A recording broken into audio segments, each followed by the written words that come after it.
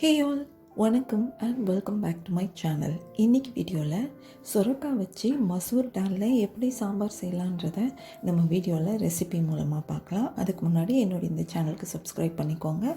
வாங்க வீடியோக்குள்ளே போகலாம்.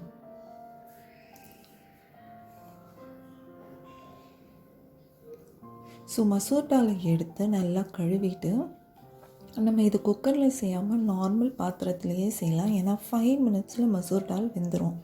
நார்மலாக நம்ம சாம்பாருக்கு போடுற வெங்காயம், தக்காளி, பச்சை மிளகாய், பூண்டு, பெருங்காயத்தூள், மஞ்சள்தூள், சாம்பார் பொடி, மிளகாய்த்தூள் எல்லாமே இந்த மசூர் டாலோடு கழுவிட்டு நம்ம சேர்த்து போட்டு 5 மினிட்ஸ் கொதிக்க வச்சோன்னா இதை பாருங்கள், மசூர் டால் எவ்வளோ பூ மாதிரி வெந்துருச்சு. இது கூட நம்ம சுரக்காய் போடுறதுனால எக்ஸ்ட்ரா கொஞ்சமாக நம்ம மல்லித்தூளும் கொஞ்சமாக மிளகாய்த்தூளும் எக்ஸஸாக போடணும். ஸோ தட் அந்த சுரக்காயில் அந்த ஸ்பைசஸும் சேர்ந்து பிடிக்கும்போது நல்லாயிருக்கும், மணமாக இருக்கும், டேஸ்ட்டாகவும் இருக்கும்.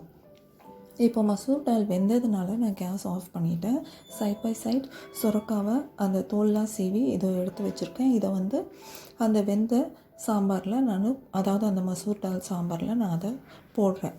சுரக்காவை போட்டு கொஞ்சமாக தண்ணி ஊற்றி உப்பு போட்டுட்டு சுரக்காவை நல்லா வேக வைக்கிற சிம்மிலேயே தான் வச்சு ஒரு 10 to 15 மினிட்ஸில் சுரக்காவும் தண்ணி நீர் ஆகாரன்றதுனால அதுலேருந்து தண்ணி இறங்கும். அதனால் சாம்பாரில் நிறையா தண்ணி ஊற்ற வேணாம். சுரக்காய் வேக வேக சாம்பார் நல்ல ஒரு லிக்விட் கன்சிஸ்டன்சியும் வரும்.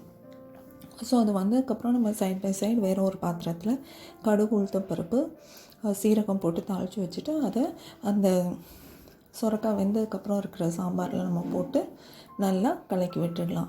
ஸோ தேவையான அளவு உப்பு இருக்கான்னு செக் பண்ணிவிட்டு நம்ம டைரெக்டாக சாப்பாடில் ஊற்றி சாப்பிடலாம். சுரக்காய் ரொம்ப நல்லது, உடம்புக்கு குளிர்ச்சியை தரும். இந்த சுரக்காய் சாம்பார் நீங்களும் ட்ரை பண்ணி பாருங்கள். காமெண்ட் பாக்ஸில் வேறு ஏதாவது வீடியோ சஜஷன்ஸ் இருந்தால் சொல்லுங்கள். இன்னும் என்னுடைய சேனலுக்கு சப்ஸ்கிரைப் பண்ணலைன்னா மறக்காமல் சப்ஸ்கிரைப் பண்ணுங்கள். வேறொரு நல்ல வீடியோவில் உங்களை நான் சந்திக்கிறேன். அதுக்குள்ளே என்னுடைய சேனல் வீடியோஸ் எல்லாம் பார்த்துட்டு என்னுடைய சேனலுக்கு மறக்காமல் சப்ஸ்கிரைப் பண்ணுங்கள். நன்றி.